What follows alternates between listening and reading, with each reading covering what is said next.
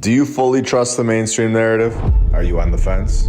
Well, if this is the first time finding this channel or hearing anything about the previous civilization, get ready to have your mind blown. We are given the St. Anne Shrine, located in Fall River, Massachusetts. We are given the mainstream history, where we are told the church was designed by Canadian architect Napoleon Bourassa in the Romanesque Revival style, with construction beginning in 1891. Well, I have located a postcard from over 120 years ago of this building, and there is a major flaw on the back of this postcard that I don't think that anyone was ever meant to see, and we're about to see it right now. St. Anne's Church and Shrine, Fall River, Massachusetts, founded in 1869, which is 22 years before they tell us that construction was just starting on this project in 1891. Not only do they give us the date of 1869, they also say that it was founded. We have proven in episode 35 that the legal definition of the word founded is not constructed or built. You do not find your home, you build your home. It is constructed. In 1869, they found this building, and they are attempting to lie to us in the narrative time and time again. This time we can see the lie right on the table for everybody to see. What a horrible mistake by the narrator. It is 100% undeniable proof that the story is lying to us, with a total mix-up, having this 1869 founded date on the back of a postcard that they thought nobody would ever see. This building was not built by people riding around on horses and wagons. This building was found. It was built by the previous civilization that had incredible knowledge and architecture skills and understood how to construct buildings that last forever.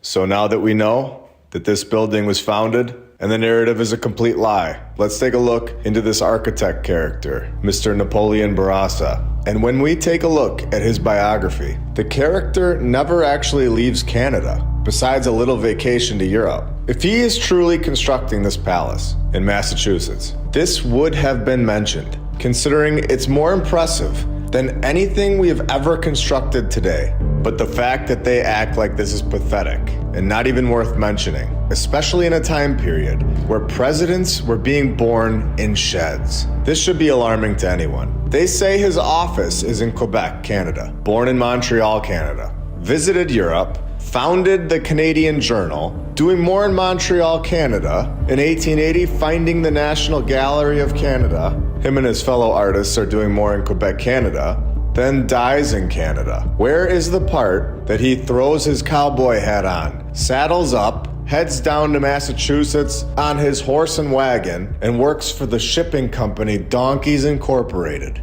and knocks out a massive palace? It's not in the narrative, because Napoleon Dynamite didn't do this. It was already found in 1869, exactly like we have shown. The narrative is fully lying to us, and we have fully documented this. Now, we have talked about the Samuel Hannaford and Sons in episode 24, I believe. And I thought I would let you all know that they also decided to knock this building out, the Greene County Courthouse in Ohio. And don't forget that they were just incredible. Their chisels just moved a little faster than the rest of ours. Beginning this project in 1901 and completing it in less than 12 months. The winters, of course, weren't an issue. They never were in the 1800s. Try and recreate this project in less than a year. It wouldn't even be close, and we all know this now. So we might ask, in 1901 to 1902, we were able to get these projects done so fast all over the world. It was so easy. What happened? Where did this technology go? Why do we not still do this today? The answer is clear at this point. These stories aren't true. These buildings were not built in 1 year. They were found and repurposed. They used the same architect characters for multiple buildings to attempt to explain them away. We lost this technology within the last 122 years to construct massive structures in a year? No. Our timeline never had this technology, and we are being lied to. Just adding in primary features of 4,500-pound clocks that are inside of a clock tower that reaches 145 feet into the sky. With perfection, of course. Oh, and the 4,500-pound clock inside of the frame that weighs an additional 3,000 pounds, and of course every hour, still ringing today. This alone would have taken us 5 years to get done. Considering it takes us like a year to get a sidewalk done, and our sidewalks fall apart in like 5 years. This building, on the other hand, with a clock tower and all, will be there forever, as long as nobody touches it. In September of 2022, we have an article in the Dayton Daily News where apparently the building needs our help.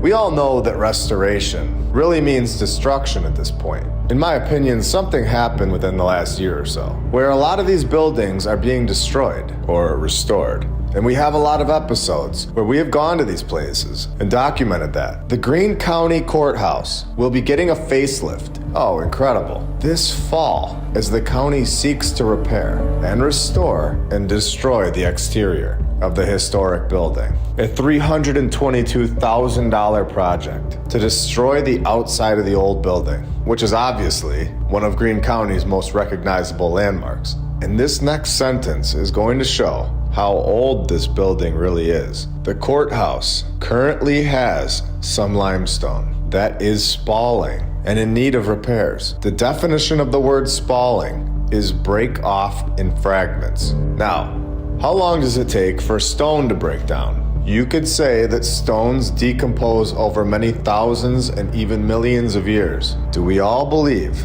that this limestone is spalling in just 100 years? Or is this building much older than we are told? I'd like you to comment below with your opinion. But you all know which way I'm leaning. Incredible stuff. Oh, and of course, they've wanted to do this for a very long time. I mean, how much clearer could this get? This building was not built in less than a year in 1901 to 1902. They've wanted to fix the spalling stone for a long time. And I have to be honest, I don't even know if they realize what they're saying at this point, but they're actually admitting that it's way older than 1901, whether they realize it or not. And of course, additional destructions will be made to the courthouse that they just aren't going to let us know about. Now, this was all back in 2022, so I'm guessing it'll all be done by now, considering it supposedly only took them less than a year to complete the entire building in 1901 to 1902. And we're evolving and advancing, right? Now, while researching this, I thought Greene County only had one courthouse, which they do, but all of a sudden, I was sitting there with two Greene County courthouses, but they're both in a county called Greene. What is with the AI repeating itself over and over? Duplicates all the time. Is this how all the names were created? For all the towns, all the cities, all the characters that they give us? It's all so strange. So we have the Greene County Courthouse that we just talked about over in Ohio, but we have another Greene County in Illinois with another courthouse that was supposedly constructed in less than a year. So both built in less than a year. And this one is even older than the last one that we just talked about. Built in a year from 1891 to 1892.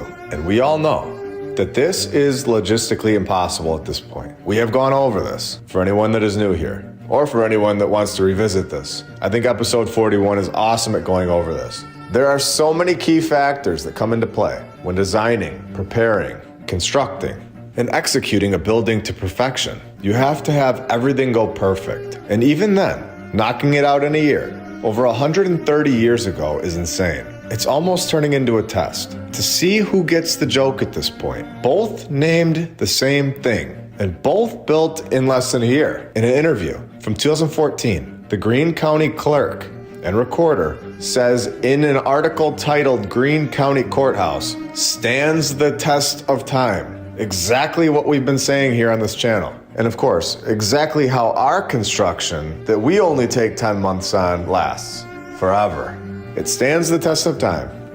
Oh, it doesn't? No, it doesn't. So she says, we have done some rewiring and other things like that, but that's about the only thing wrong with the place. Knocking it out in a year. Good forever. Very standard work for the 1890s, because they just worked harder than us, of course. Just more dedicated. Less distractions and less code restrictions. Yeah, sorry, but that doesn't cut it anymore. The 3-story limestone Romanesque revival style building will be there forever, as long as they leave it alone. So in the article, they start saying that there were multiple courthouses here before this one, Because why not? And we all know at this point that this is the first courthouse. It's the only one that's ever been here. But I wanted to see what they had to say about all of these other courthouses. So the county was created in 1821. What do you know? They knocked a courthouse out in 1821 to 1822. Now, we have talked a lot about reoccurring names, and this is not the first time we've seen this. I brought it up before, and I'm going to bring it up again. Episode 43, for anyone new here, is the best example of this. The AI is generating these names and these stories, in my opinion. And here, we have another example of this. The courthouse was a long frame structure and was built by William Finley and another Finley, Thomas. So those names would be fine if we didn't have hundreds of examples of this. We would just say that they are brothers. The problem is that we know what is going on here. It isn't brothers. And I will prove this because in the exact same paragraph, we have Thomas Finley and Thomas Ratton. Multiple Thomases and multiple Finleys. The odds are 0%. There is no chance that this is remotely possible, especially with all of the hours and hours of documented evidence that we have provided. This has happened so many times. This is becoming clearer and clearer by the week. It's in every single city, every single town, all over the world. It's the exact same thing. In the comments section, you guys are all saying the exact same thing in your towns, where you find a fire story, and you find the same thing with reoccurring themes and names. It's the same thing all over the world. These are AI-generated names, in my opinion, where they throw a bunch of names into this system and it twists them a little bit, making each story basically the same thing, but just dedicated to that one specific spot. It's undeniable at this point. And then you have the classic half windows at the current ground level, where there is clearly more to this building under the ground, and most likely a tunnel system connecting it to surrounding buildings. I have founded this photo of the Summer Street fire. And honestly, these are brick buildings. Fires don't look like bombs went off. This is not the result of a fire, in my opinion. It looks like the city was carpet bombed. It's just completely wiped out. It's a total mess. Fires don't do this kind of damage. I mean, it looks like the whole area is in the middle of a garbage site at this point. There's just dirt everywhere. There's nothing left. And remember, there was a great fire in nearly every major city. Check it out. I guarantee there was one in a city near you. So, were these really fires? Or were they being bombed to wipe these buildings out that were everywhere? Buildings that we have shown that hold dates on them. Buildings that 100% do not fit in our timeline. It's incredible stuff. I mean, look at these photos. This is the result of a fire? No. In my opinion, there is no way. House fires do not melt stone and brick. It has to be close to 1,500 degrees to 2,000 degrees to melt stone. And house fires simply don't get that hot. Look at the destruction. The ground is really messed up. I mean, what building was in this location that they did not want us to see? Just knowing what we know, seems like it was probably a good one. And just a few more photos here, showing the destruction of these fires that started by a cow tipping over a lantern. But at least they switched it up. From horses and cowboys to the stone and marble shipping company, Donkeys Incorporated, to a cow, just rubbing it right in our faces for decades. Until now. Through forensic photo analysis, I've found a massive historical cover-up. I started by looking at photos from the late 1800s to the early 1900s. This specific photo caught my eye. Something was off, and that's when I zoomed in on it. The tree line has clearly been altered. It's much darker behind the trees, where the editor got lazy and didn't wipe out the sky. And this was just the beginning of it. Because when I see one flaw, I know that it's time to investigate. A forensic photo analysis uses algorithms that we can determine if it's a real photo, computer generated, or if it was modified and edited. So I sent the photo into the forensic photo analysis, and the results were shocking. We clearly have something in the sky that has been removed from this photo. Before I give my thoughts on what it is, I just want all of you to look at it for a second and let me know in the comments below what you think that is. I'll also show you a comparison to another photo that I had analyzed to show that having a figure in the sky is not random and not normal. There was something here in this photo, and it's been edited out. It's undeniable. It's been removed to hide it from our timeline. In my opinion, this was an airship. We were never supposed to understand just how popular this free form of transportation really was. It was much more powerful than we could ever imagine. Here we have a castle. Oh, did I say castle? I meant courthouse. We have the Royal Courts of Justice, located in London, England, where for some weird reason, they just couldn't decide on a design for this project. There were so many designs coming in with master plans that they needed to hold a design competition, which was very common back in the 1800s because, of course, these 1800s people were just brilliant. It was very simple stuff back then. They just weren't distracted. They worked harder than us. And as long as they could draw it on a piece of paper with their feather, Donkeys Incorporated had the construction side of things down. Never an issue in the 1800s. So the competition began in 1866 and ended in 1867. After 12 architects drew up their master plans, something that nobody will ever create again today, they supposedly had 12 guys in just London that could draw this type of thing up. We have a total of 0 people that could draw this up and get it constructed in the entire world, let alone just London. 158 years ago, according to the mainstream narrative, this was, of course, no problem at all. Very simple stuff.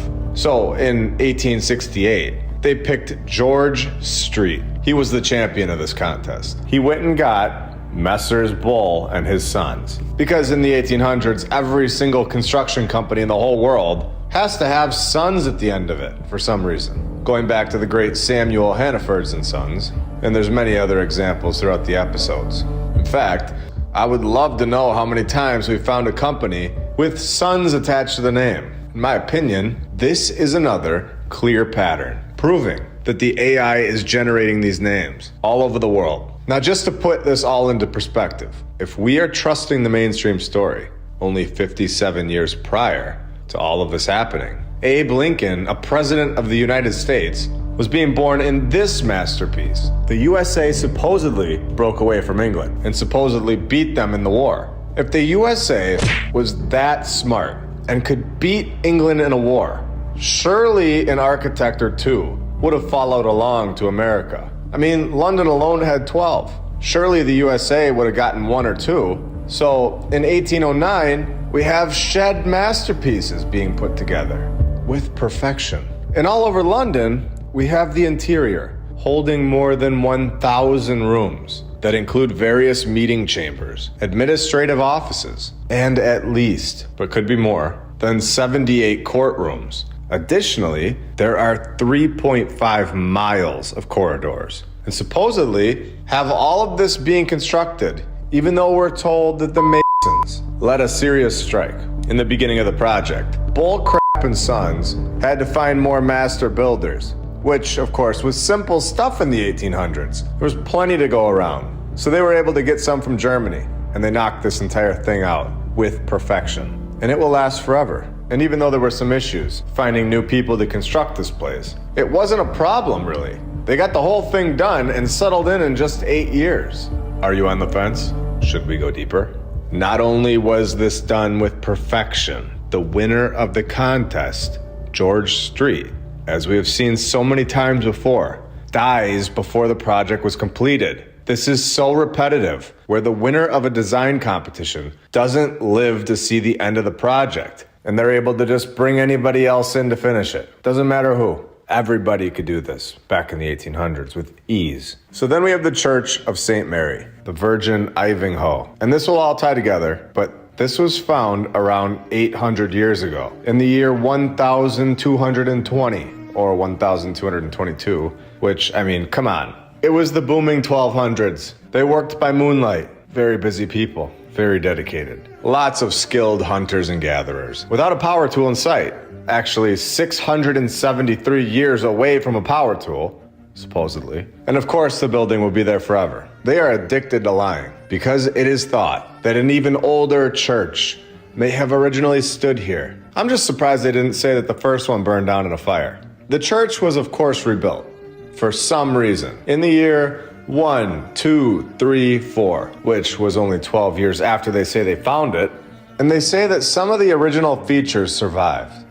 Survived? Wait, why are they rebuilding it? What happened? Did I miss some?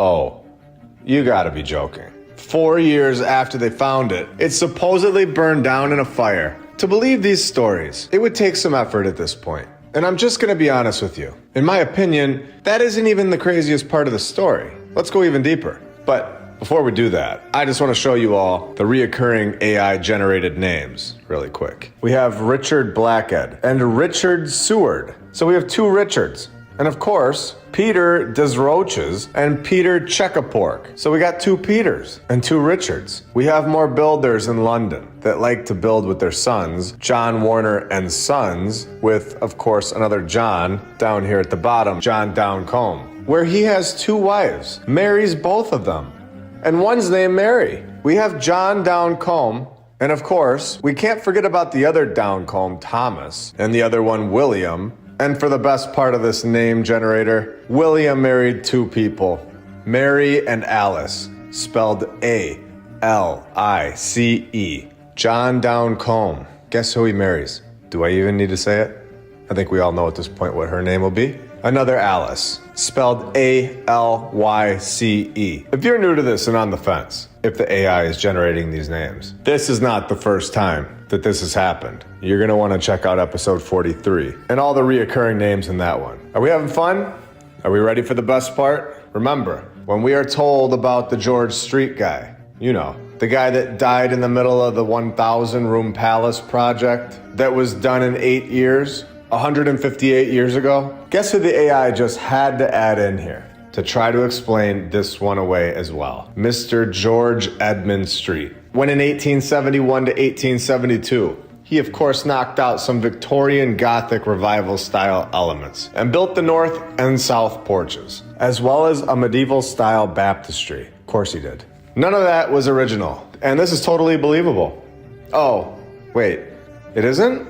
No, this was here long before anyone named George Street came around, and he did not do any medieval style construction in a year, 153 years ago. This was constructed by the previous civilization that was much more advanced than we are today. And now that we know that George Street is a pawn in their generated system, it's time to investigate even further. I have located George Street and all of his supposed projects. And remember, in the 1800s, he was doing projects that we cannot recreate today in just 1 year. George Street was supposedly born in 1824. How old do you think he was when he was completing his first building? 35 would be shocking. 30 is insane. We are told that George Street got to work and built the St. Mary's Church in 1848, making Street just 24 years old. And if you go onto this church's website, they say he was 22, where his sister, an embroiderer, heard of a Cornish clergyman and needed a new church built. Who better to ask than a 22 or 24-year-old clerk? His sister, Mary, prevailed to give her inexperienced brother the commission for his brand new church. The rest, as they say, is his story. So obviously, this is ridiculous. And we need to keep digging because, wait, oh, are they really gonna keep doing this today? What was his sister's name again? And what is the church's name? Both named Mary? Okay, I think at this point we can be sure that they won't do it again.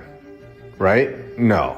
No way. George Street, his name is George. What is the guy's name that is building the building that hired George Street? They're not gonna tell us that this guy's name is also George. If they say that his name is George, then I don't know what I'm gonna do, but what is Reverend Prine's name? You know, the Cornish clergyman who intended to build the new Street Mary Church, where George's sister Mary went and asked George Prine.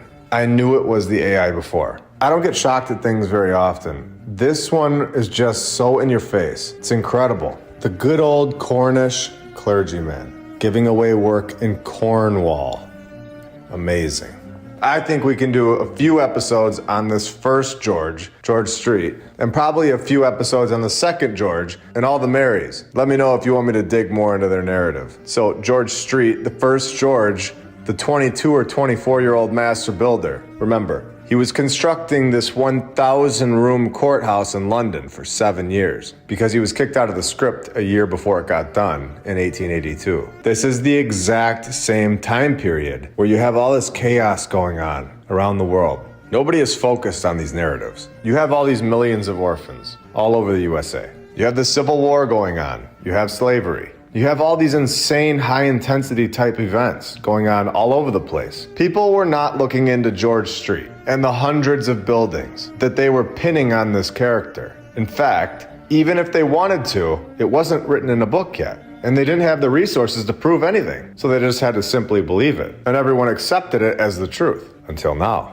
1873 to 1881, George Street is pinned as the man in charge of the Royal Courts of Justice for those 8 years. I would love to know if he was fully focused on this project, one that we could never reproduce today in 8 years. And we have shown the Kleksinski building in Chicago, where it is a basic box that took our civilization 14 years to build, from 1960 to 1974. Or was George so good at his job that he could also get multiple other projects done at the exact same time? 1873 to 1881, George has been pinned and said to have had 42 other projects going on at the exact same time. Still believing the mainstream narrative? They tell us that the Linenwold Castle, located in Ambler, Pennsylvania, was designed by Milton Bean and built in 1890 without any details on its construction. It's just done in 1890. Where Madison lived in the castle with his second wife, Mary,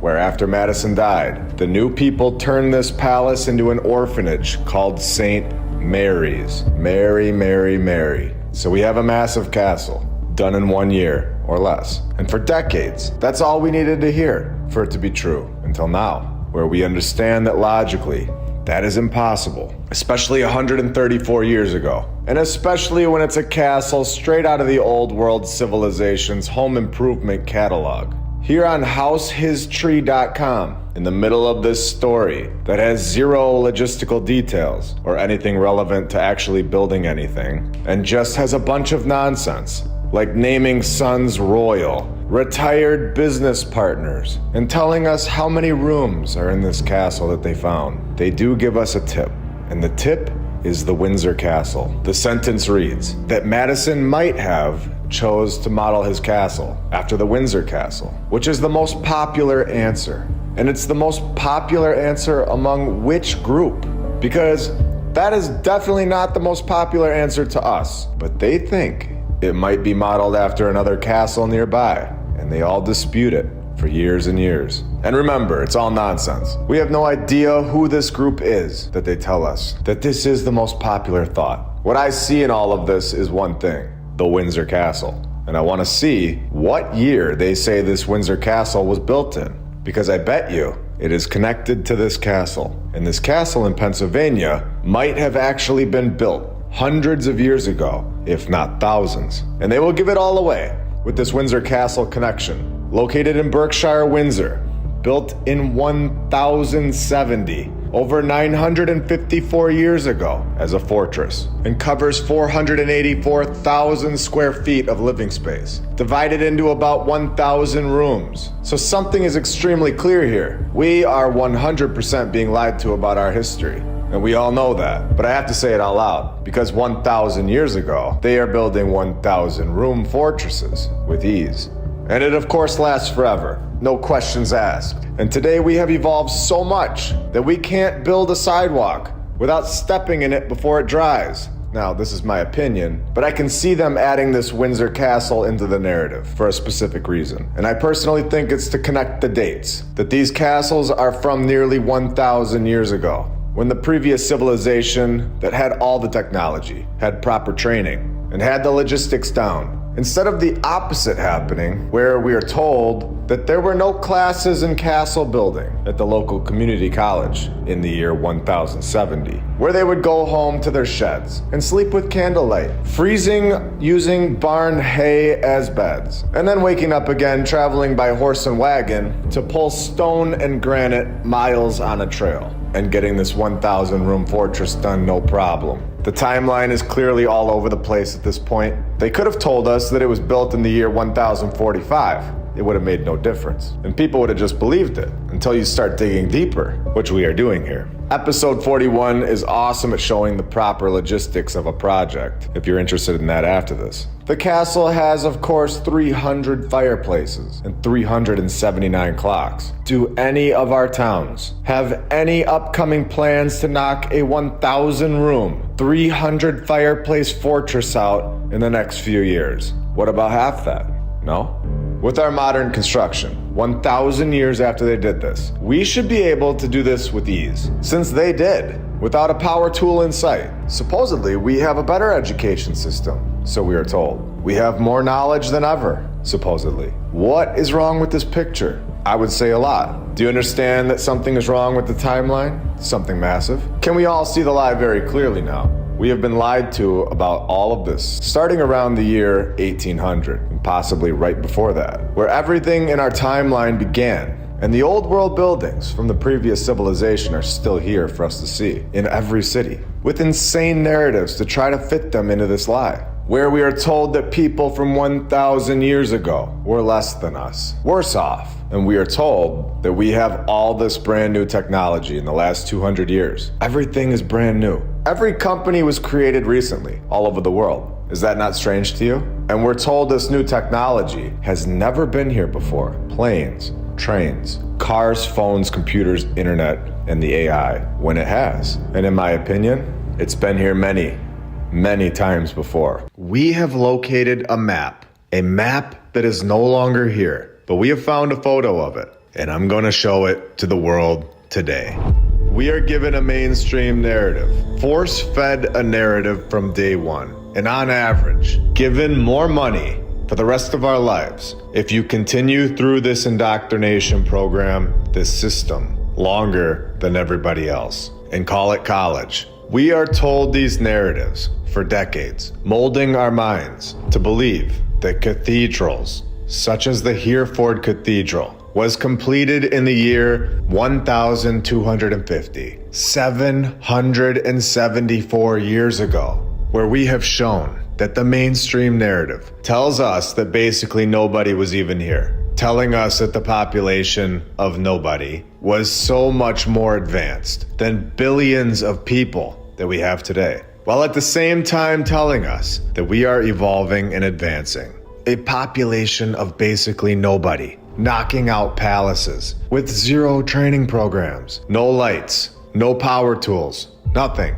And then these palaces are here before us today, looking better than ever, looking better than anything we construct today. Go inside one of them, and you will feel its presence, that they are much more than we are told. We are given a narrative that holds keys that we have found right here on this channel. We have exposed these patterns to the whole world. We have shown that these narratives all over the world are created by the same source. These keys are given to us. And in my opinion, they have always been here, where they were just waiting to see who could find them. I think this is a game, and lucky for us, it's a game that we are very good at. When we dig deeper into this Hereford Cathedral, and we find that its origins held an even earlier church, where the new church had a very short life, of course, for it was plundered and burned down in 1056. It was not, however, destroyed until its custodians had offered vigorous resistance. So we get the fire nod, and now we know that it's time to go deeper and show that this cathedral was built by an extremely advanced civilization, one that we are not being told about, one that constructed these incredible structures all over the world, a population that was much bigger than what we have today, a population that didn't ride around on donkeys. They fully understood how to construct a palace that lasts forever. After hitting the chisel with a hammer all day long, they did not go over to their horse parking spot, where the horse was just standing all day long. They did not ride their horse home and sleep in a wooden shed. This extremely advanced group of people, this group is being hidden from us. And the proof is all over the world. And the coolest part about this research, in my opinion, is that you can go inside these palaces today. And they're in almost every single city in the world. Hereford Castle, check the inside out. Look at those wooden plank benches. compared to the incredible construction of the palace itself. Look at the ceilings. The craziest part about this is that there was never a bad construction company in the 1250s, according to the mainstream narrative. Not a single flaw in any country. This fact alone should have alarms going off in everybody's head, if they haven't been going off already. And if they're not going off, I'm gonna fix that right now. A place of worship has existed on the exact same site of this present building since the 700s or earlier. Another narrative where there are multiple buildings on the same site. And we have all the documents backing this statement up.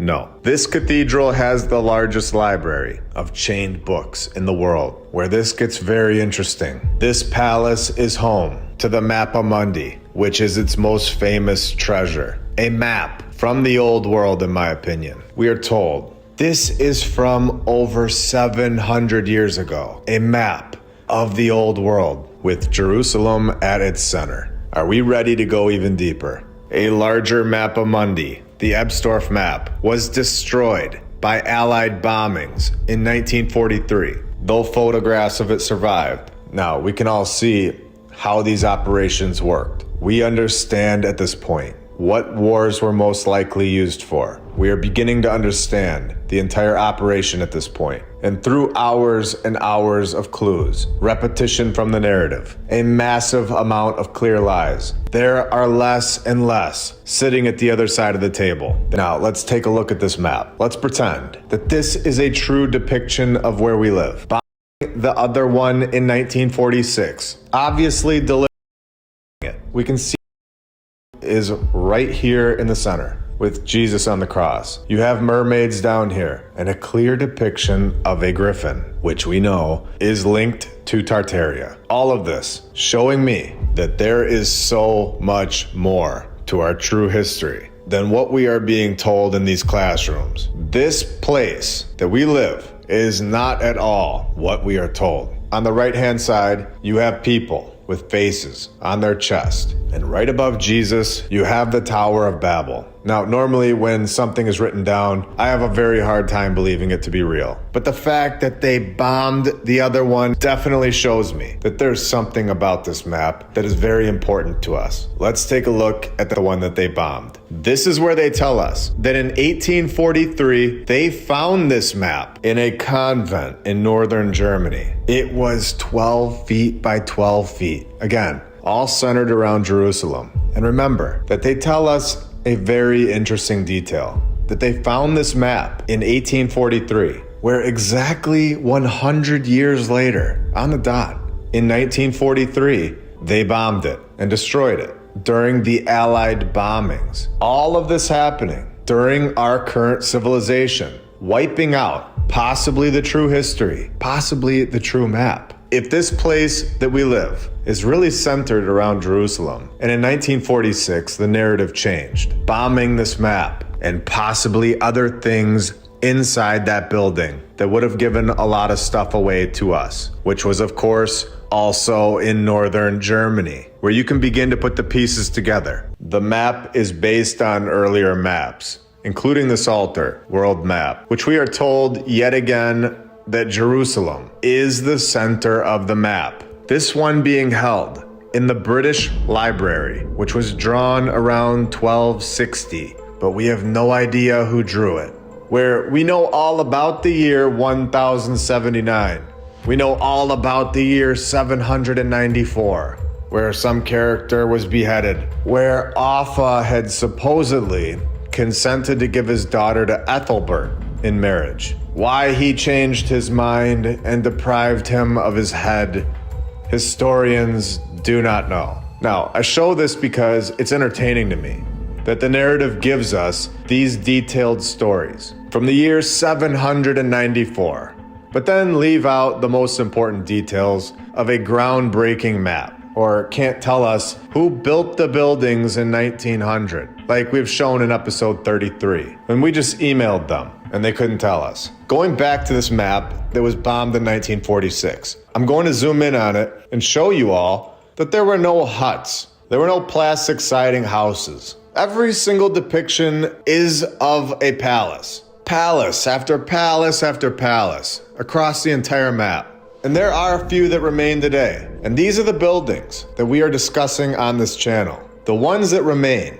But we can clearly see that there were so many more that have been removed from our view. Now the word medieval, in my eyes, is another word for the old world. They explain the narrative away by simply calling it medieval. So let's remember this going forward. Right on their website, the Hereford Cathedral tells us that the medieval cathedral was not monastic. They even tell us that the map that they hold inside this place, the map that we discussed today, is one of the world's unique medieval treasures. Our timeline starts around 1700 and then spikes in the 1800s with massive operations going on in the 1800s. All in my opinion, of course, based on everything that we have seen. But this is why I always check the 1800s for major destruction projects of these incredible palaces. Oh, wait, did I say destruction? I meant restoration. When you go to the mid-1800s yet again, we have the exact same narrative here. 1841 to 1863, major restoration of the cathedral. A cathedral that did not need our help. In fact, we weren't even given the power tool until 1895. So what major renovations could our horse and wagon friends have truly done to this palace? Do you think it's possible that they removed things that did not fit into our mainstream timeline? Before we go into the bonus, I'm going to show you this, how I don't believe that the Mappa Mundi has always been here at this location. I believe that it was put here when we are told the only complete world map of its kind to have survived, a fascinating pictorial encyclopedia of the medieval world, where it may have been, it might have been, maybe, but the mainstream narrative is of course iffy on that. It might have been made for the Hereford Cathedral and has been here for most of its life. Most of its life. Not all of its life? Where was it before? Who really made this map? Why was the other one bombed? This is extremely interesting stuff, especially when this is all on their website. And in my opinion, an admission that this was not theirs. This was not there in that palace for its whole life. They even call it medieval, and they have now taken possession of it. Oh, in 1786, the west tower of the cathedral just collapses overnight on Easter Monday. Just random, of course. Do we think that that was random? You tell me. Clearly a palace from the old world. And just for fun, let's show the repeating names. Robert of Lorraine, Robert de Botton, 4 more Roberts buried here. And then we have 2 Thomases with 3 more Thomases buried there. And we can't leave out a couple Hughes thrown in back to back. Located at 651 Main Street, Buffalo, New York. Opening in 1877. We have the Dr. Ray V. Pierce Palace Hotel, where this gets wild. We've talked about energy here on this channel. How these buildings hold energy, but this gets deep. The place was half hotel, half hospital, where the baths and gymnasiums on the campus were known nationwide for their healing and restorative powers. A healing hotel. Where is this why a lot of the old world buildings have been destroyed? Because they held healing powers for all of us. Where 2 presidents were frequent visitors. Pierce's Palace Hotel was open only 4 years before it burned down in 1881. And are we right or what? Is this not a nod? I'm not joking. Every time I see this narrative, I am more and more surprised. For one, that we never noticed this before. And for 2, that they really put this in the narrative over and over and over, all over the world. And we know here that that building was much older than just 4 years. And you can see what I'm talking about with all of these fires when we just flip over to the St. Peter's Cathedral Basilica in London, Ontario, and see that they just throw this into the narrative as a nod to their group for future generations, in my opinion, to recognize which buildings are from the previous civilization, where it says that there were multiple churches on this location. The first one was destroyed in the London fire, 1845, and a larger frame church was built. But this church also burned down in 1850, 5 years later. And we have a whole series about this nod called the Fire Games. It's all in a playlist, which includes episode 68 and episode 69. So now let's get back to this Pierce's Hotel. After that fire that we just showed, in 1881, Pierce opened his hotel and surgical institute on the 600 block of Main Street, which survived until 1941, where things begin to get interesting. The beginning of the end for the Pierce's Hotel and Surgical Institute likely came to an end in 1939 when the Federal Trade Commission included this cease and desist order in a stipulation. They were basically no longer allowed to call themselves doctors or medical men. They were no longer able to give medical advice. Not being able to call themselves doctors or call their advice medical advice must have been a lethal blow a little over a year later, where in my opinion, this was the end of this old world medicine, old world healing powers coming to an end when on August 1st,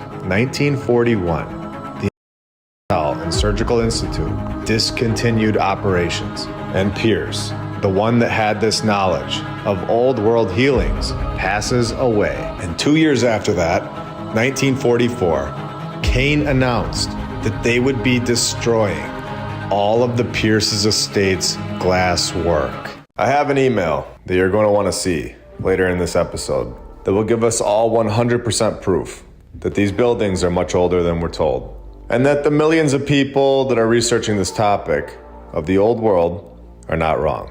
I've been looking into Pasadena for a few years now and saw that they have the Rose Bowl Stadium. It was built in 1922, and I started to zoom out on it on Google Earth and saw that there is a huge golf course right next to the stadium. Now, there's a lot of evidence circulating that there are specific golf courses and hotels around the world that are covering the old world's remains. I wouldn't be shocked at all if this area was all old world buildings and completely wiped out and buried. And we now have a golf course sitting on this strange cutout land. The reason I say that is because there are so many old world buildings around this area, and the overall shape of this golf course looks so odd, as if they needed to cover something massive. Both the Rose Bowl Stadium and the Brookside Golf Course are owned by the city of Pasadena. This golf course was built in 1928, and the Rose Bowl was built in 1922. So within 6 years, this area of land was covered up. Now, let's begin to show why I'm suspicious of this area.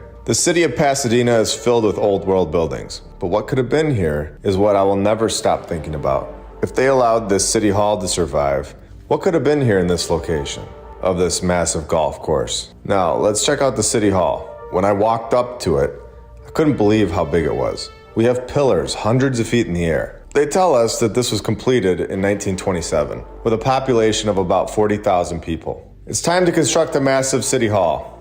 One that we definitely don't construct today, but 100 years ago, this was of course standard procedure to make buildings that blow your mind. Now, I'm not even going to hold back what we're doing today. Right across the street, probably 30 feet away, we have the All Saints Church. And this thing is what gives all of this away from me, that these buildings are much older than they tell us. This church was founded in 1882 with a population of around 4,000 people in Pasadena, and half of them being children. They were able to construct this, and it just so happens that the city hall is 30 feet away, right in the backyard.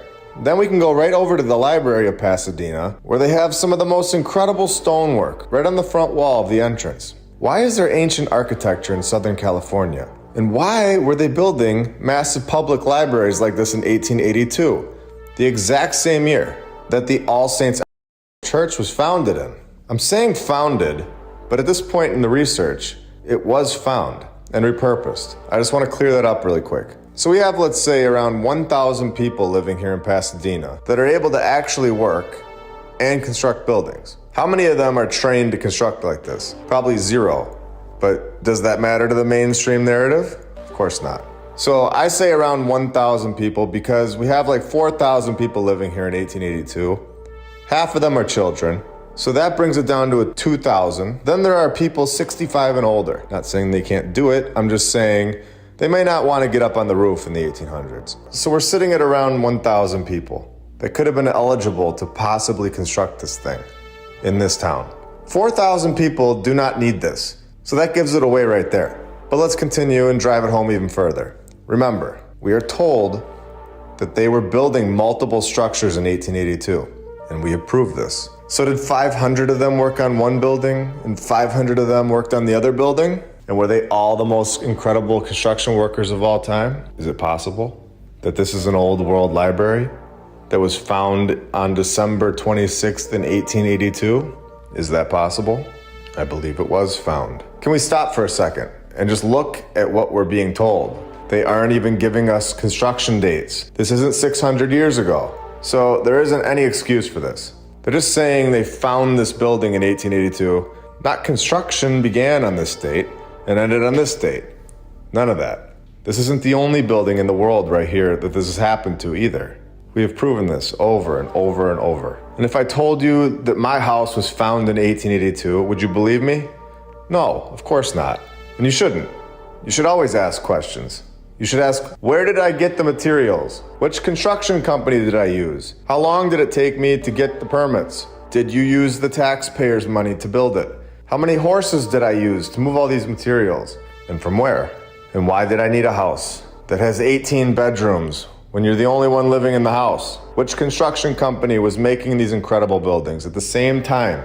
Who trained these workers? Which school did they go to? If you aren't asking these questions, then you're not going to find any answers. And at this point, if they tell us a fake story, we're going to figure it out. And I guarantee it. Should we get back to the proof? This church didn't start on fire or anything, did it? They wouldn't give it all away with a fire story, would they? If you've been here before and seen my previous episodes, here we go. The All Saints Episcopal Church, located in Pasadena, California, has a parish hall. This parish hall suffered extensive damage during 2 separate fires in the exact same year of 1976. 2 fires in the same year? Yeah, this is normal. No, it isn't. A clear attempt to destroy the previous civilization's construction, clearly failing. But the fire addition to the story is key. Whether it happened or not, in this case I would say that it did, but again, it is a fire story. The fire gives it away. When they say that a fire happened 100 years ago, I'm a little skeptical if it actually happened, and that they just throw that in there as code, that this is a building from the past. As for a fire that happened relatively recent, I would say it's also code, but an attempt to destroy the actual building and collect the insurance check. It's better than hiring a bulldozer or a wrecking ball, and then no one ever questions it ever again. They can say that it was a faulty electrical switch, and that's the end of the old world building. Now back over to the Pasadena City Hall. So this place was supposedly cracking and needs to be fixed up in 2004. So they had a group come in and fix it up a little to protect it from earthquakes, which is great. But can we just stop and think for a second? The City Hall has been here for a long time. In my opinion, hundreds of years. California has earthquakes all the time. The building was doing just fine for decades, if not centuries. Did it really need a repair? Or did they want to get rid of something? Now here, this group did the repairs, and they get an award, a golden ticket. Do you normally get golden tickets for renovating a random building from 1927? I think we all know deep down that this thing wasn't really built in 1927. We all know this thing has a deeper history, and you can feel it just by looking at it. And that's why our research is so important. We know that it has a deeper history, and we are taking it a step further. We're investigating and proving that these buildings are from a past civilization that was extremely powerful in every country, with technology that clearly surpasses what we are capable of today. We're giving these buildings the recognition that they deserve. We don't just walk past these buildings. So they tell us that this city hall was designed by Bakewell and Brown. And if we click on this group, it'll for sure give us a few other buildings that are from the old world. They always use a group like this to explain away like 5 or 10 old world buildings. Here we have the San Francisco City Hall, completed in 1916, of course. Very simple construction in 1916. Just draw it up on a piece of paper in the early 1900s and it'll be right over here forever. Unlike anything we ever do today. This had to have taken 20 to 30 years to build, especially in a time where people were using basic tools that we would laugh at today. What? Wait, this only took 3 years to complete from start to finish? Starting in 1913 and finished right up 3 years later in 1916. This is amazing stuff, especially when he had 2 other projects going on at the same exact time. This is insane. I think if I went back to college history class today, it would be comedy hour. Did they think we were never going to find this information? Are you all ready to have some fun? The emails that I mentioned earlier, there are two. The first one is awesome. The second one should open some eyes. Here we go. So I couldn't find any information on these two buildings on the internet, the First Church of Christ Science and the First United Methodist Church of Pasadena. So I emailed them both directly, and what they replied back to me blew my mind. We will start with the email that I sent to the First Church of Christ Science. I asked 3 questions to both places. First, I wanted to know the years of construction. The second question was, which construction company did they use? And the third question I had was, who was the architect? Basic questions for an incredible construction process that was supposedly not that long ago. Are you ready for their answers? This incredible church was constructed in 1 year, from 1909 to 1910. By the incredible Ingstrom Construction Company. The architect was Franklin Burnham. It was built in a single concrete pour. Are you kidding me? Even the individual who messaged me back was surprised, as they replied, quite the feat in 1910. They even sent us a construction photo. The only problem with the construction photo is that it was already constructed and completed. Kind of a major issue for a construction photo, but I do appreciate them trying. After thousands of hours of research, and everything that has been shared with me over the years, this thing was already there. Nobody in 1909 or 1910 built this thing. Now let's go to the second email I sent. And this one was sent over to the First United Methodist Church of Pasadena. And remember, these buildings are all in Pasadena, California. They're not thousands of miles away from each other. They're all right next to each other, on the same exact block. I gave them the exact 3 questions. And this one justified everything I've ever said throughout all of my episodes. Are you ready? They replied that this building was also built in 1 year, from 1923 to 1924. They do give us an architect of Thomas Barber, and here it is, and I quote, I am uncertain which construction company built the church. The church itself doesn't know who built it. They don't know how it got here. This is as clear as it gets, that these buildings are from the old world. I am uncertain who built this 99 years ago. This is not 400 years ago.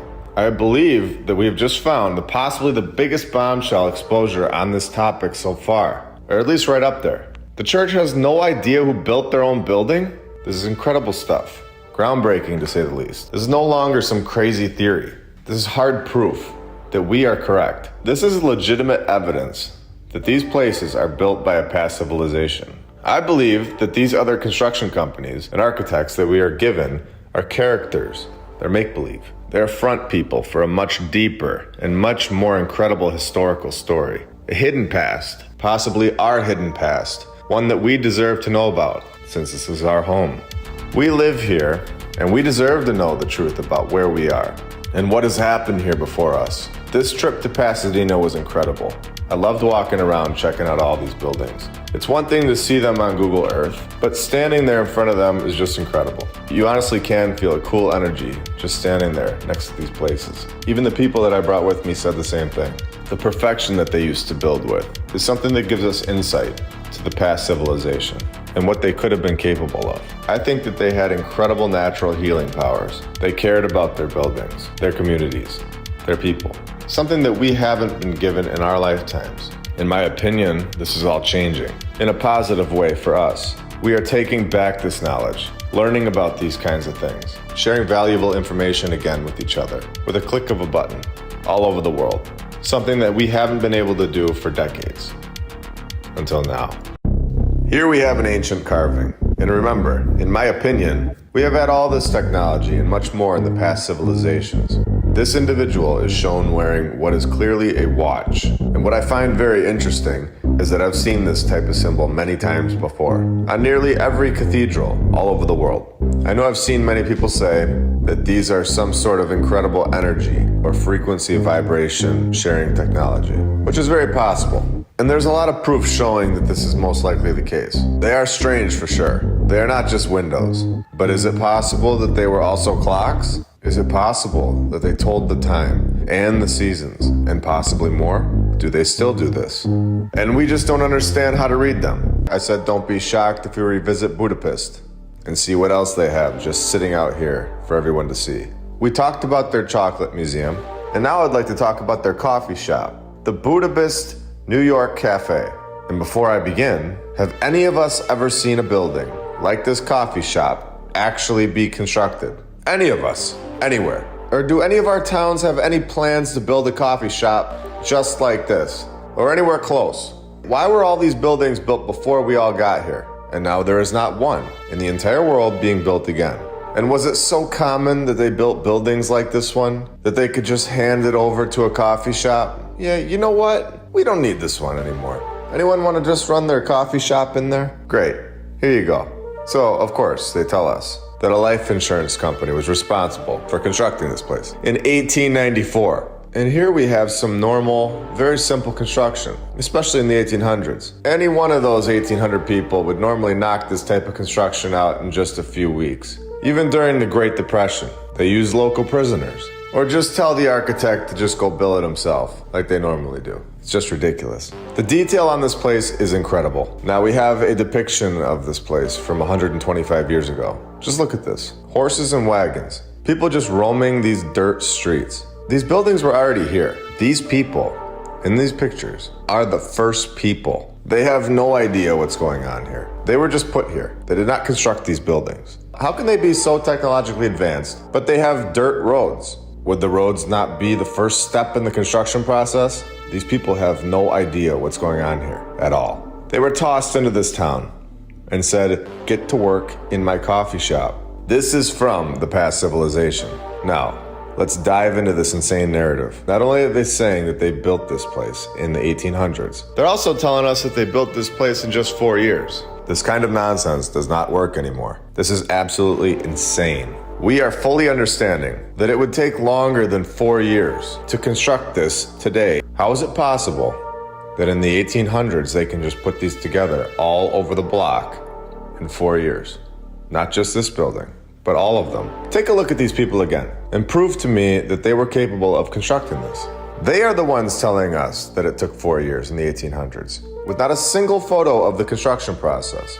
We no longer need to just accept that, and I'm not sure why anyone ever did. But here we are asking questions finally, and waking up to the nonsense. 4 years to build a coffee shop that looks more impressive than anything we've ever seen constructed in our lifetimes. Where did this technology go? Who really built this place? And for why? It surely wasn't a coffee shop. In my opinion, there was a previous civilization, a much more advanced civilization, that either left here for more land that we are unaware of, or they were wiped off the face of the earth completely. And world's fairs were used to repopulate the cities. And here, we are given ridiculous narratives to explain why coffee shops look like palaces in the 1800s. Just throwing pillars up there on the 3rd story with ease in the 1800s, with no roads. We have horses and wagons in these pictures. Are these random people and this random horse and wagon photoshopped into this picture to make it look like there were people? It looks empty other than those fake people and fake horse. I could look at this building all day. 4 years to construct something that lasts forever. Now remember, we have talked about this town before. It's one thing to say that this is the only thing here in Budapest. The problem is that the entire city is covered in these unbelievable buildings, and they have no idea what to do with them, like we talked about in episode 30. The Parliament building has almost 700 rooms, and they use like 5 of them. They have a chocolate museum right across the street that's so incredible it looks like it's CGI. Their library as well. Now we add a coffee shop to the equation. Oh, and did we all catch it earlier, or did we miss it? The main door is guarded by 2 devil statues holding lanterns. And to me, just from looking at the building myself, do I see 2 or do I see 4? They look chained up. Are they even devils or are they people? Are they showing us the past civilization? Chained up and suffering right on the building. And which construction company was this good in 1894? I believe the end is near, for the times where people walk right past these buildings, just completely unaware of what is right next to them, realizing that there was a past civilization that constructed these buildings, and they stand the test of time. Also very interesting and kind of a side note, and something to think about, that every statue from the past civilization shows humans that are just shredded with muscle everywhere. Are we being fed things that hold us down mentally and physically on purpose? Are our bodies naturally in perfect shape with perfect muscle? Is that the way we were created? And the system that we're in destroys it on purpose? I 100% believe so. I've never seen a statue on one of these places that isn't in perfect shape. Do you think that every artist in the world just wanted to sculpt a perfect looking person? Maybe. But if not, everyone looked like that. Why wouldn't a few statues be in average shape? Every single one of them all over the world has a shredded 8-pack with massive biceps, like they'd be training to play in the NFL for 10 years, or a bodybuilder. Instead, they look depressed on this building and chained up, all 4 of them. So we have this coffee shop that will be there forever that was supposedly built in 4 years. Oh wait, we aren't done with it? What is this? There's more? Oh, there's more. We have the controllers sitting above the people, of course. The big picture here right on the front of the coffee shop. Controllers sitting above the people, all happy, looking much smaller and not as in shape as us, and keeping us down, chained up and miserable, controlling us with fake stories, and once we all realize the fake stories, their chains will come off, and the depression, the miserable lifestyle goes away immediately. And this is very important to understand. It's not just about buildings. It's about learning the truth and understanding that we are incredibly special. We are incredibly intelligent once we lift the veil. But as long as we allow these 2 individuals to fool us, we will be chained and depressed. This city is just incredible. The whole thing is much older than we're told. And does it surprise you that we have this right down the road? St. Stephen's Basilica. They say this thing was built in 1890, which is a complete joke. We did not build this in 1890. But let's continue. And do we have proof of this? Here we go. It's not a fire, thankfully, this time, but a supposed demolition in 1868. It collapsed, so they say, and had to draw up a new one, of course, because that was easy in 1868. Finished the demolition work in 1875 and finished the rest of it in 1890. Oh, what do you know? This fake architect is dead a year later. Who believes this nonsense? Oh, you gotta be kidding me. There's not another fire, is there? What did we just find? In 1947, the wooden structure catches on fire during the repair work on the roof. The fire story is the nod to the hidden group that this is a building from the old world. It's the key to it all. It's in nearly every old world building. There is always a fire story. Another fire story. Can you believe it? It is so repetitive and right in our faces. I'm just going to be honest with you. When I find that there's another fire while researching these buildings, it blows my mind more and more every time, because it is the key to understanding the narrative and understanding that these buildings are from the old world. It is 100% a symbol. In my opinion, there was never a fire here in this building. If there was, that also wouldn't shock me. But from what I've seen, many times there is no record of a fire ever being there. They simply throw it in the narrative to tell their group which building is which. As for the fires in today's time, they are an easy way to destroy a building and the old world without placing blame on anybody. They then collect the insurance money instead of hiring a demolition company. Just randomly catching fire in 1947 during some repair work. Incredible. I'll be revisiting Budapest again in the future.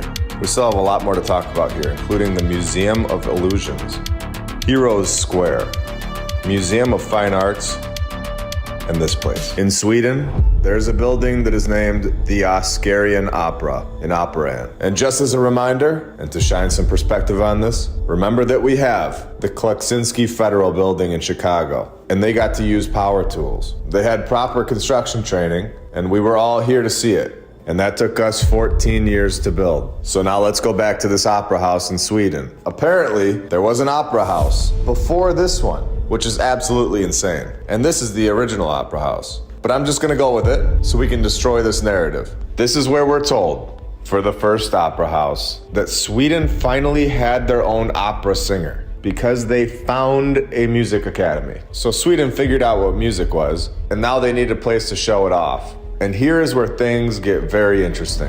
At some point in 1775, construction began. While living in huts and without a power tool in sight, the Royal Swedish Opera was completed less than 7 years later. They supposedly knocked this thing out twice as fast as our civilization took to build this pathetic box. And their way of transportation was a donkey.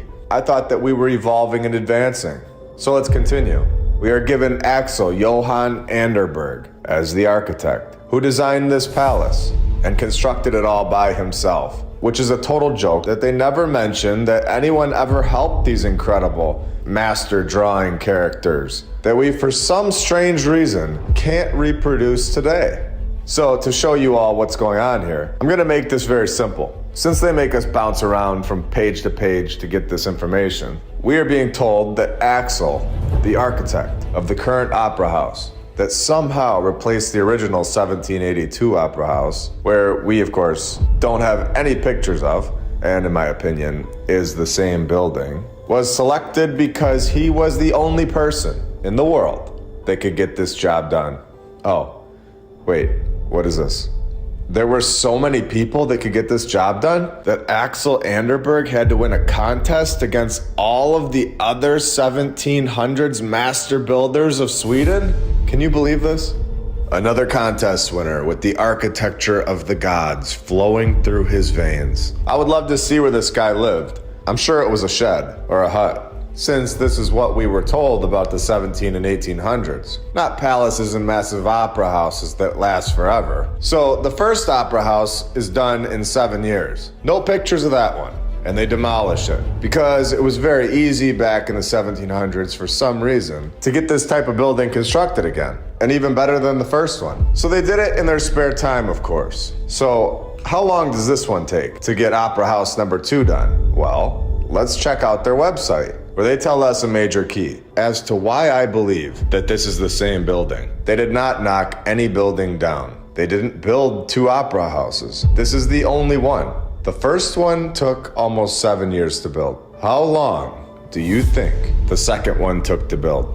If you guessed the exact same amount of time, almost 7 years, well, you're the winner. Okay, so I have a few more things to say about this opera house before we move on. Because of course we can't leave out the fire story that we have heard so many times, and are the nod that these buildings are from the past civilization. During the years where the first opera house, which in my opinion is the exact same opera house, but during the years where the first one was being destroyed and the new one was being built, the Swedish National Theater that was being used burned down in a fire. And one more thing to really drive this thing home for everyone. This so-called new opera house underwent a renovation. They say that it was nearly impossible to make out the subjects of the artwork in the stairwell inside the building, because of all the smoke from the outside of the building, from the city, accumulated in just 91 years.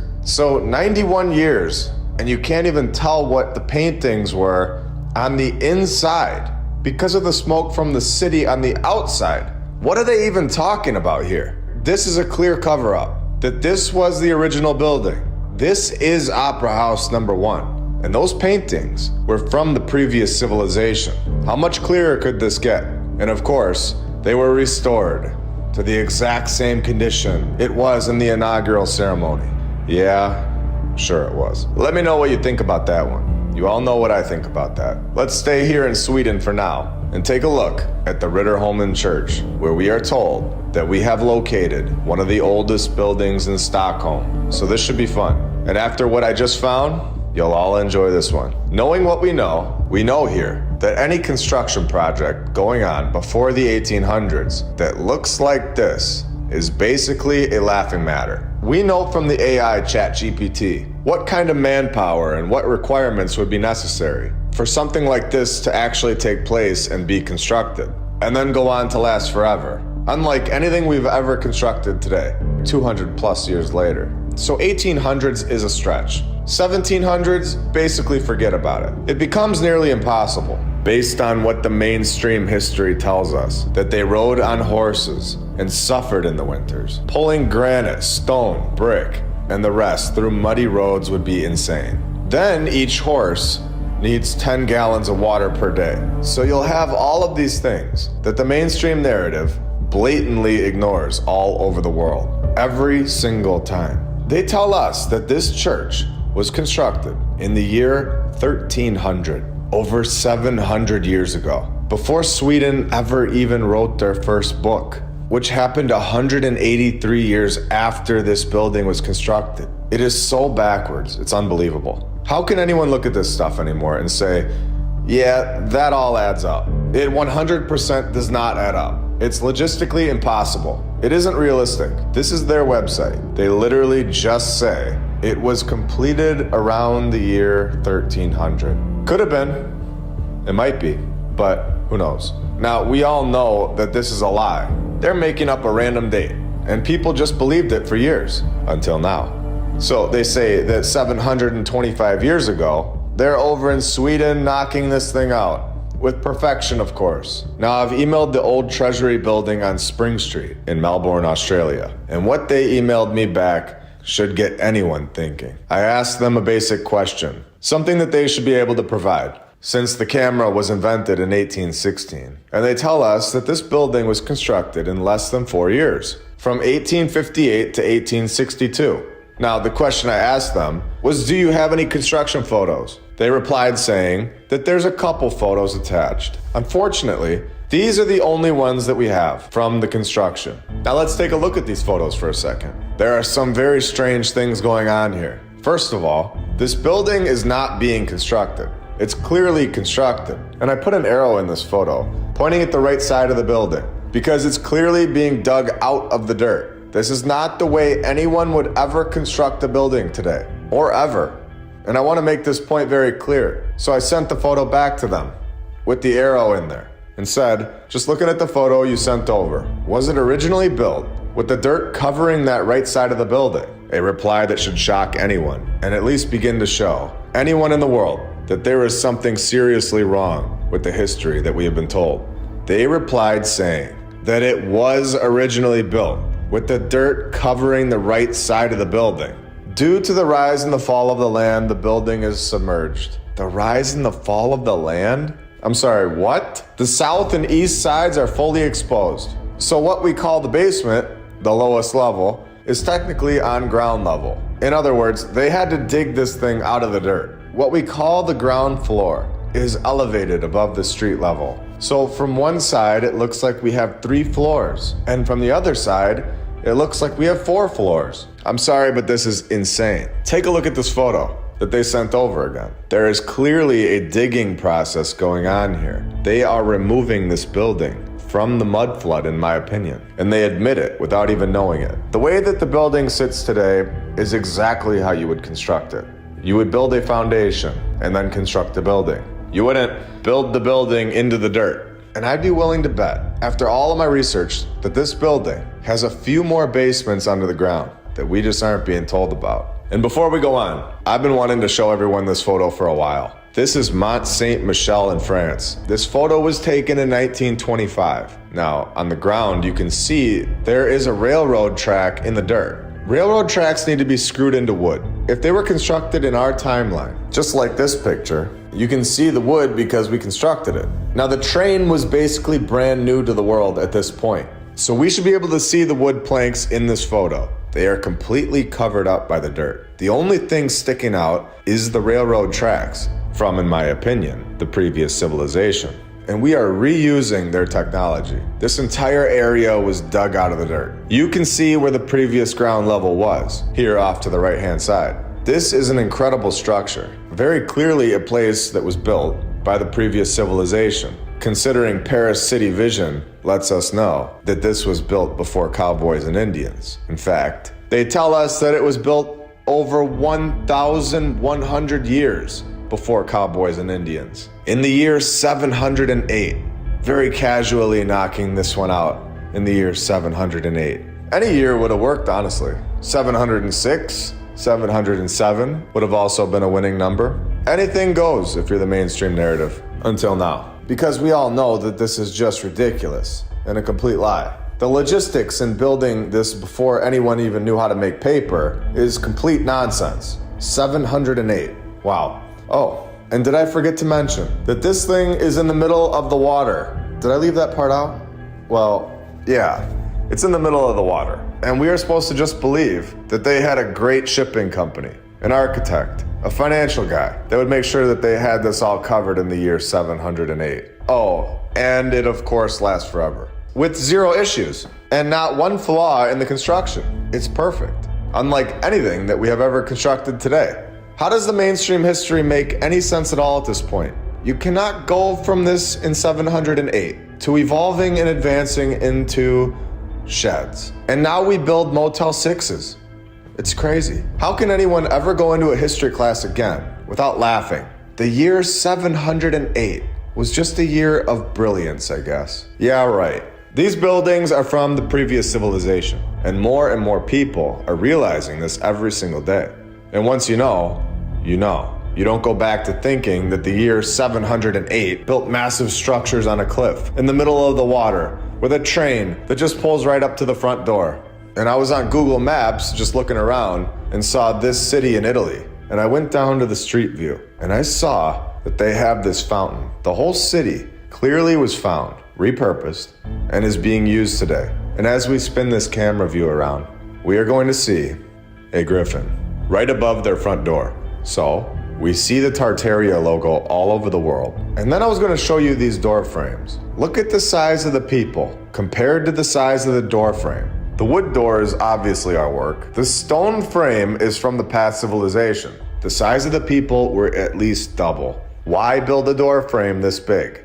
Well, you would because the people were bigger. Today, we construct standard door frames at 96 inches for newer homes, which is 8 feet. We can all agree this man is probably 5'10", so let's say 6 feet to round it up. The existing door is double his size, let alone the entire stone frame. It's massive. It's at least 15 feet high. So I spin the camera around, and of course, they're doing construction, because what would these buildings do without our help? And you can see this lady here. Look at how small she is in comparison to this door frame. You can see our small entrance that we have built here at the bottom. This is the door size for us. Why would a civilization that is struggling through winters, riding around on horses and wagons, go out of their way to construct a door frame that are 15 to 20 feet high? When we are supposedly bigger than they were, they show us Civil War outfits where they're like half our size. Using common sense, the narrative is backwards. It's clearly lying to us. They understood construction and were very good at it. It lasts forever. And they built their door frames proportionate to their size, the exact way that we do. What an interesting city. Especially when we stay here in this city and look at the Rocca Pallina, a fortress that was built in less than 3 years, like 500 years ago. How can the narrative get away with this? They can't have this technology and then go live in sheds and have cowboys and Indians too. It can't have both. Either humans knew how to build or they didn't. The whole Abe Lincoln being born in a shed thing is just nonsense. That was over 300 years after they were knocking out this fortress. In just 3 years. So in 300 years, they forget everything? Or are we evolving and advancing? Which one is it?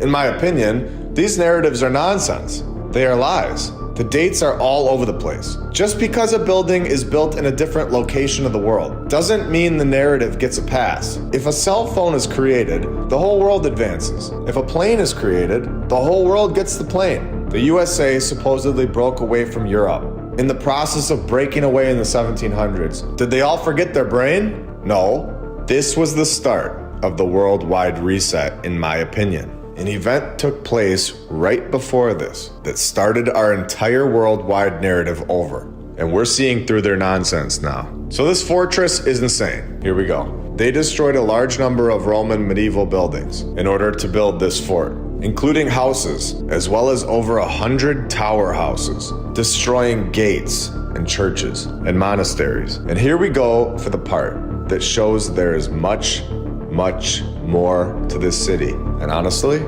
the whole world below our feet. A civilization was here before us that was incredible.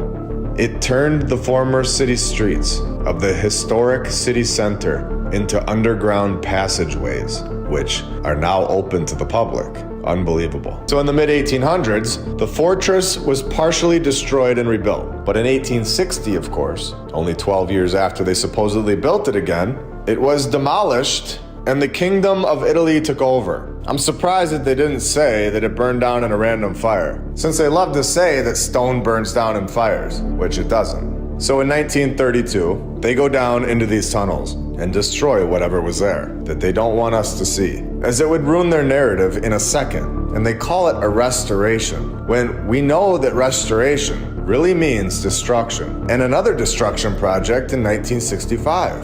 And guess what? They left us a wall to look at. Incredible. So I hope this clears up more for everyone, that the history that we've been told and forced to repeat over and over, generation after generation, is a lie. And they just throw dates around, and everyone just believed it for years. It doesn't matter what date they say. Nobody was there to verify it. And stone doesn't change the way that wood does over time. So if a building, or in this case an arch, is built 100 years ago or 5,000 years ago, if it was built in New York or in Italy, nobody would know the difference. So in this story, they're gonna tell us that this arch right here was built by people that were about 1,100 years away from creating paper. 2,300 years ago, we are told that this arch was made in the second half, not the first half, the second half, because they're gonna get specific now. So the second half of the 3rd century BC, which is 300 years before we started counting years the way that we do. So then they restore it in 40 BC, not 41 or 42 or 39, but exactly 40. And we fully trust that. Oh, we don't? No, we don't. Especially when they can't tell us the logistics of a building from the 1800s. There was no restoration project going on in 40 BC, 2,063 years ago. And yet again, we are given a doorway that in my opinion was not built thousands of years ago. This is possibly only a few hundred years old and shows the size that the people really were. The arch is part of a massive set of walls, which are 30 feet tall and 9,500 feet long, covering approximately a quarter of a square mile, over 3 hills, built in the year -300. Yeah, right. In episode 47, we talked about the Stone Sea in St. Louis, and we discussed that they are technology. And I want to go a little deeper here and make a connection and say that in my opinion, these are from the past civilization. They are being hidden by this cafeteria that the museum doesn't even need, since like 10 people are walking around it all day. But they clearly know the technology that these stone structures hold.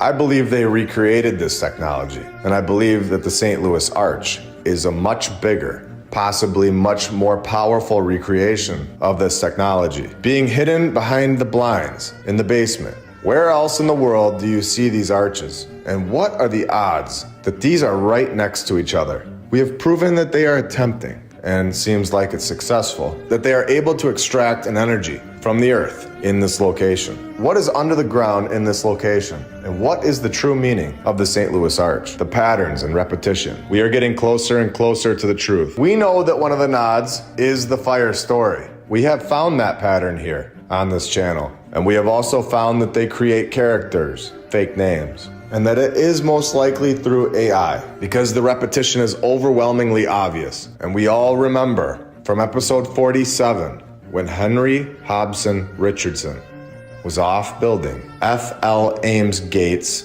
memorial halls, libraries, and cottages. F.L. Ames. F.L. Ames. Well, we all know what F.L.A.M.E.S. spells. Putting the word flames right in the narrative. Putting the period after the F and the L so that we can't search it. Putting this right in our faces over and over and thinking that nobody would ever see it. Thinking that nobody would ever be locked into their code and that nobody would ever put their lies right on the table for all to see.